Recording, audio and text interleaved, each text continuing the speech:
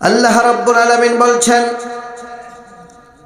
وشاهد ومشهود قتل أصحاب الأخدود النار ذات الوقود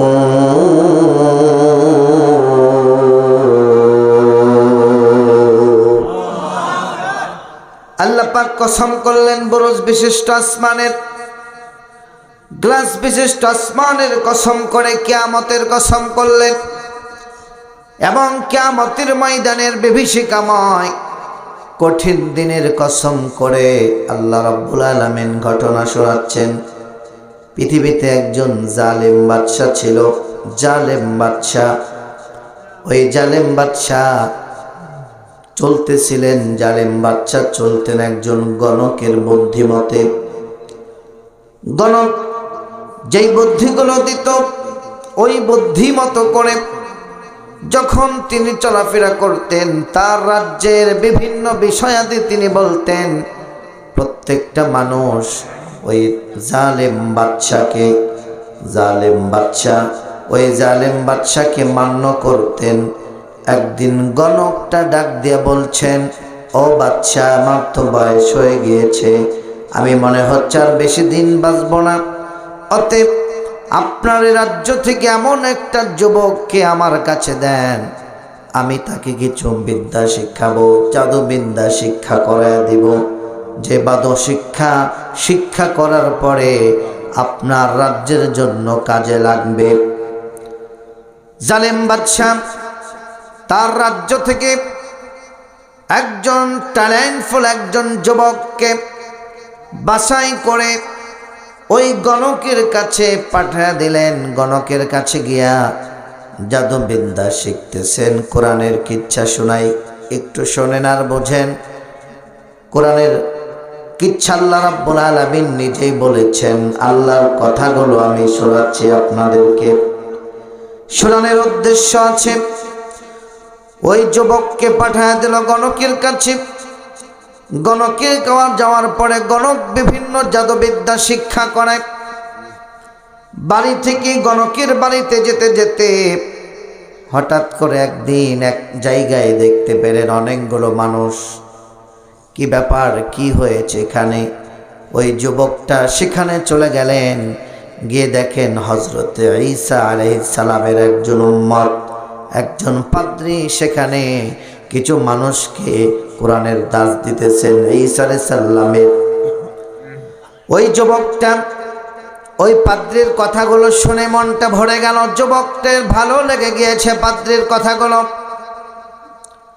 যখন ভালো লেগে গেল, জাদুকরের কাছে যাওয়া বন্ধ করে দিলেন। যুবক বাদশা জানেন না, বাদশা মনে করেছে জাদুকরের কাছেই যান।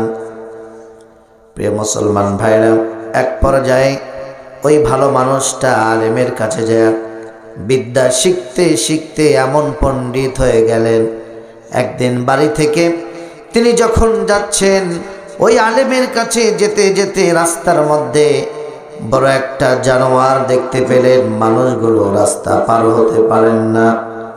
ওই লোকটি, ওই যুবকটি এক টুকরো পাথর হাতে নিলেন। পাথর হাতে নিয়ে ডাক দিয়ে বলতেছেন, যদি ওই গণকের বিদ্যা যদি সঠিক হয়, তাহলে আমি যখন এটা পাথর মারব, সঙ্গে সঙ্গে এই ঘোড়াটা, এই জীব জানোয়ারটা রাস্তা ছেড়ে উঠবে না। কিন্তু ওই আলেমের কথা, আলেমের দিন যদি সত্য হয়ে যায়, সঠিক হয়ে যায়, পাথর মারার সঙ্গে সঙ্গে এই জানোয়ারটা রাস্তা ছেড়ে চলে যাবে অথবা মারা যাবে। আলেমের কথা মতো, আলেমের ওই বিদ্যার কথা বলে যখন এক টুকরো পাথর হাতে নিয়ে মারলেন, সঙ্গে সঙ্গে দেখা গেল জানোয়ারটা মারা গেল। প্রত্যেকটা মানুষ নিরাপদ হয়ে গেল, রাস্তা পার হতেছেন। উপস্থিত লক্ষ লক্ষ মানুষ, উপস্থিত অসংখ্য মানুষ এই দৃশ্য দেখলো। প্রত্যেকটা মানুষ ওই যুবকের ভক্ত হয়ে গেলেন। এখন মানুষ যাচ্ছে, পানি পড়া দেন, আমার চোখের সমস্যা ভালো করে দেন, আমার কুষ্ঠরোগ হয়েছে ভালো করে দেন। আমার মুসলমান ভাইরা, ওই যুবকটা যখন পাদ্রীর কাছে চলে গেছে, পাদ্রীকে গিয়ে সব কিছু যখন খুলে বলেছে, খুলে বলার পরে পাদ্রী ডাক দিয়ে বলতেছেন, তোমার এমন এলেম আল্লাহ তোমাকে দান করেছেন, খবরদার খবরদার তুমি গোপন রেখো। এটা যদি বাদশা জানতে পারে তোমাকে দুনিয়ায় রাখবে না, দুনিয়ার থেকে তোমাকে বিদায় করে দিবে। আমার মুসলমান ভাইরা, ওই বাদশার একজন অন্ধ মন্ত্রী যখন জানতে পারলেন একটা যুবকের আবিষ্কৃত হয়েছেন, যে যুবক কারো মাথায় যদি হাত দেয় অসুস্থতা ভালো হয়ে যায়, কুষ্ঠরোগ ভালো হয়ে যায়, অন্ধ চলে গেলেন, তুমি যদি আমার চোখটা ভালো করে দিতে পারো অনেক অর্থ দেব, সম্পদ দেব। ডাক দিয়ে বলছেন, আমার অর্থ লাগবে না, সম্পদ লাগবে না, আপনি যদি কালেমা পড়েন তাহলে কালেমা পড়ার বিনিময়ে আমি আপনার চক্ষুটা ভালো করে দিতে পারি। তিনি যখন রাজি হলেন, ঠিক আছে, আমার চক্ষু যদি ভালো হয়ে যায় তাহলে তোমার এক আল্লাহর প্রতি আমি ঈমান আনবো। চিৎকার করে বলি সুবহানাল্লাহ। সঙ্গে সঙ্গে যুবকটা দোয়া করলেন, তার মাথার উপরে হাত দিলেন, চোখের উপরে হাতটা বোলায়া দিলেন, সঙ্গে সঙ্গে মন্ত্রীর চোখটা ভালো হয়ে গেল। মন্ত্রী অবাক হয়ে গেলেন, আর দেরি করলেন না, পড়ে নিলেন লা ইলাহা ইল্লাল্লাহু ঈসা রূহুল্লাহ। হযরত ঈসা আলাইহিস সালামের পরিমাণ আনলেন। নবীজির পৃথিবীতে আসার ৭০ বছর আগেকার ঘটনা। আমার মুসলমান ভাইয়েরা, অন্ধ মন্ত্রী রাজার দরবারে গেলেন, কি ব্যাপার, তোমার না চোখ অন্ধ, কি বন করে ভালো হয়ে গেল? বাদশা বলতেছে, বুঝতে পেরেছি, তুমি আমার দরবারে আসো, যাও, আমার একটা নেক দোয়া তোমার উপরে লেগেছে, এর জন্য বুঝি তোমার চোখ ভালো হয়ে গেছে। মন্ত্রী ডাক দিয়ে বলে, না না ও বাদশা, না, আপনার দোয়াতে আমার কিছুই হয় নাই, এতদিন আপনি কিছুই করতে পারলেন না। এই জেলার একটা যুবক আছে, যে যুবকটা আমার চোখের উপরে হাত বলে দিয়েছে, সঙ্গে সঙ্গে আমার চোখটা ভালো হয়ে গিয়েছেন, বিনিময়ে আমি ওই যুবকের এক আল্লাহর উপরে আমি ঈমান এনেছি। এক আল্লাহর উপর ঈমান আনার কথা শুনে জালেমরা সহ্য করতে পারে না। জালেমরা মনে করে আমার ক্ষমতা সবচাইতে বেশি, ঠিক কিনা বলেন? ফেরাউনও ভেবেছিল আমার উপরে আমার চেয়ে বড় ক্ষমতা আর কেউ নাই। ক্বালা আনা রাব্বুকুমুল আ'লা, আমি তো বড় ইলাহা, আমার উপরে আর কেউ নাই। নমরুদ ভেবেছিলেন আমার উপরে কেউ নাই, হামান ভেবেছিলেন, আবু জেহেল, আবু লাহাব, উতবা, সাইবারা ভেবেছিলেন তারা সব ধরনের শক্তিশালী ক্ষমতাবান, কিন্তু সব চাইতে ক্ষমতাবান একজন আছেন। জোরে জোরে আওয়াজ দিয়ে বলেন তো তিনি কে? আর জোরে বলেন তিনি কে? ফেরাউন নমরুদরা আল্লাহকে মানত না, শক্তি দেখাতো, বড়াই করত। আমার দেশের জালেমরা একই কাজ করত, কথা বলেন। এর জন্য হামান, ফেরাউন, নমরুদের মতন ধ্বংস হয়ে গিয়েছে, কথা বলেন ঠিক কিনা? আমার মুসলমান ভাইরা, ওই সমস্ত যুবকের কথা যখন শুনলেন, বাদশা বললেন, এমন যুবক কোথায় থেকে এলো, ধরে আনো। যুবককে ধরে আনা হলো।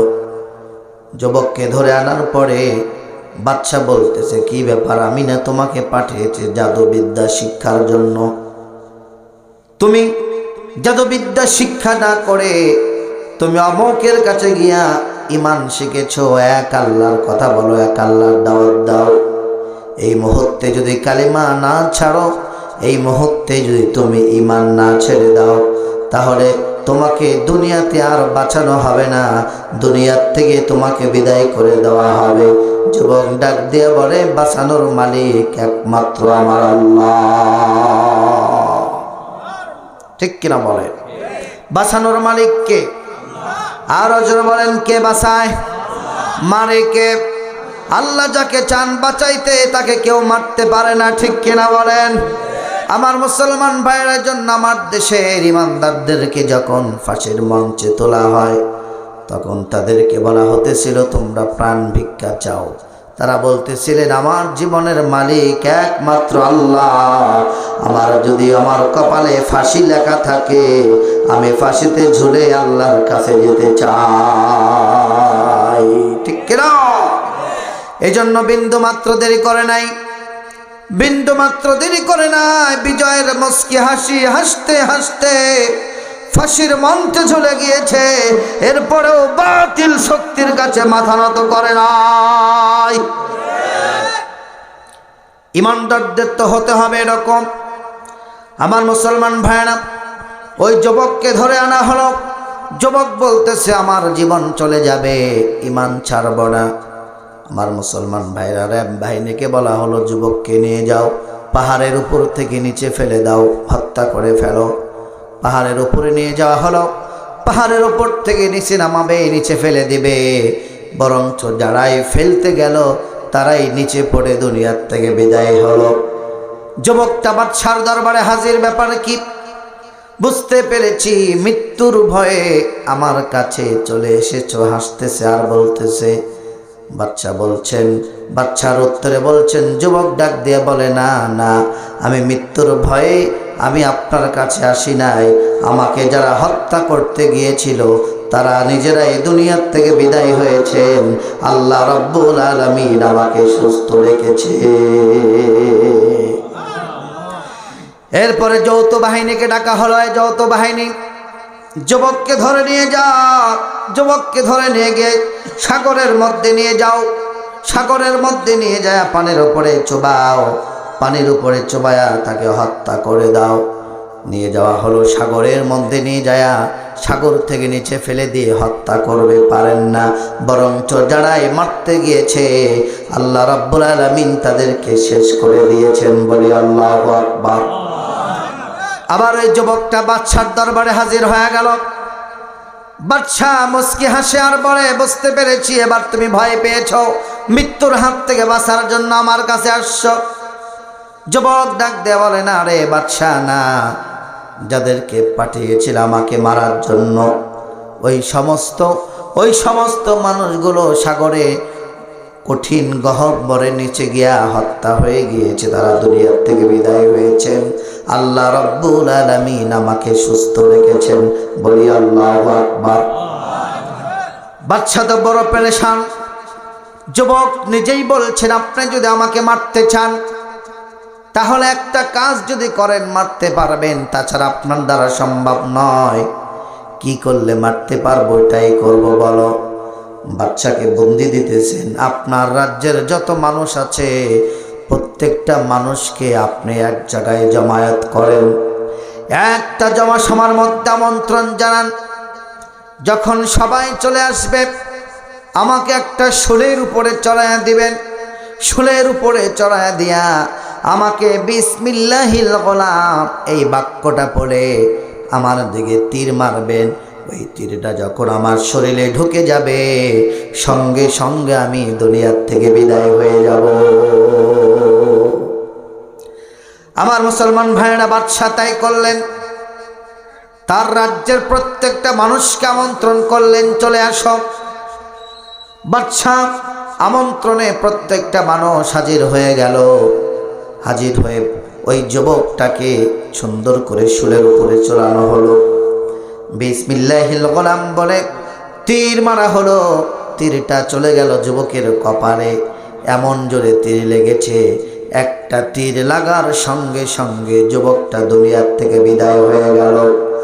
উপস্থিত লক্ষ লক্ষ হাজার হাজার মানুষ, তারা চিন্তা করতেছে এতগুলো মানুষের সামনে এক আল্লাহর জন্য ঈমান দিয়ে দিল। ওই আল্লাহর কথা বলার সঙ্গে সঙ্গে যুবকটা দুনিয়ার থেকে বিদায় হয়ে গেল। আমরা দুনিয়ার সমস্ত রাজা বাদশার থেকে ঈমান সরাইয়া নিলাম, এক আল্লাহর প্রতি আমরা ঈমান আনলাম। একযোগে এক বাক্যে তাফসীর কারকরা বলে অসংখ্য হবে, আবার কেউ বলেছে 20,000 ঈমানদার এক বাক্যে পড়ে নিলেন লা ইলাহা ইল্লাল্লাহু মুহাম্মাদুর রাসূলুল্লাহ। সাল্লাল্লাহু আলাইহি ওয়াসাল্লাম। আমার মুসলমান ভাইরা, একজনকে মারতে গিয়া 20,000 মানুষ কালেমা পড়ে মুসলমান হয়েছে। বাদশার মাথা গরম। আবার দেশের এক সাইদিকে বন্দী করতে গিয়া, এক সাইদিকে হত্যা করতে গিয়া, বন্দী করার কারণে এই দেশের হাজার হাজার মানুষ কোরআনের পথে ফিরে এসেছে। কথা বলেন ঠিক কিনা? তারা চেয়েছিল এক সাইদিকে বন্দী করলেই বুঝি এই দেশ থেকে ইসলামের আওয়াজ একেবারে নিভে যাবে। কথা বলেন ঠিক কিনা? কিন্তু আল্লামা সাঈদী এমন একজন মানুষ যাকে মৃত্যুদণ্ড দেওয়ার কারণে এই বাংলাদেশের জমিনে 2 থেকে 250 মানুষের জীবন ঝরেছে। কথা বলেন ঠিক কিনা? আল্লামা সাঈদী তুমি মরনি, শহীদ হয়েছ তুমি, এটাই জানি। ঠিক কিনা বলেন? কারাগারে কাটালে 13টি বছর, জালেম কেঁপেছে তোমায় দেখে থর থর। তুমি যে ছিলে মোদ নয়ন মনি, শহীদ হয়েছ তুমি, এটাই জানি। আল্লামা সাঈদী তুমি মরনি, শহীদ হয়েছ তুমি, এটাই জানি। দেহ মাঝে যতদিন ছিল তব প্রাণ, বলেছিলে তুমি সেই প্রভুর কালাম। ঠিক কিনা বলেন? দেহ মাঝে যতদিন ছিল তব প্রাণ, বলেছিলে তুমি সেই প্রভুর কালাম। তাই তো তোমায় ভাবি প্রতিদিনই, শহীদ হয়েছ তুমি, এটাই জানি। আল্লামা সাঈদী তুমি মরনি, শহীদ হয়েছ তুমি, এটাই জানি। কথা বলেন ঠিক কিনা?